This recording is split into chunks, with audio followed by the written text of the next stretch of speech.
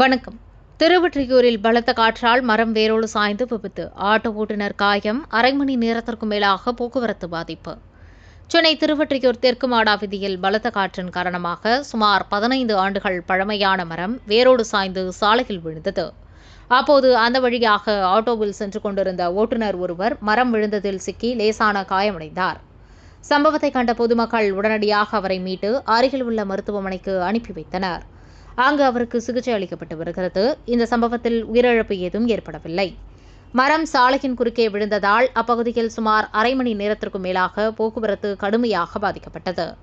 தகவல் அறிந்த போக்குவரத்து காவல்துறையினர் சம்பவ இடத்திற்கு விரைந்து வந்து பொதுமக்களுடன் இணைந்து போக்குவரத்தை ஒழுங்குபடுத்தியதுடன் மாநகராட்சி ஊழியர்களுடன் சேர்ந்து மரத்தை அப்புறப்படுத்தும் பணியிலும் தீவிரமாக ஈடுபட்டனர்.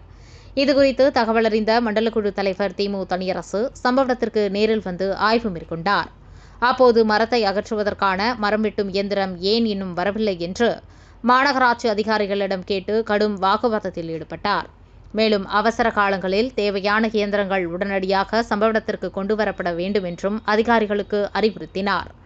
மரம் வெட்டும் இயந்திரம் சம்பவ இடத்திற்கு வராததால் மாநகராட்சி ஊழியர்கள் கைவசம் இருந்த சிறிய வெட்டுக்கருவிகளை பயன்படுத்தி மரத்தை துண்டு துண்டாக வெட்டி அகற்றும் பணியில் ஈடுபட்டனர். அதன் பின்னரே சாலையில் போக்குவரத்து வழக்கம் போல் சீரமைக்கப்பட்டது.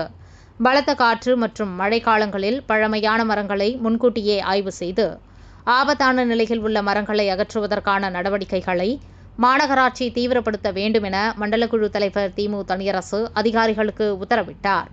மேலும் ஆட்டோ ஓட்டுநருக்கு தேவையான மருத்துவ உதவிகளை செய்து தருவதாக மண்டலக்குழு தலைவர் திமு தனியரசு அவர்கள் தொலைபேசி மூலம் ஆறுதல் கூறினார். ஒரு வார்டு ஒரு பிரச்சனை இருக்கு. எங்க அது பிரச்சனை எங்க பார்க்கு தனியா ஏறி இருக்காங்க. வார்டு வயசா கிடையாதுல்ல.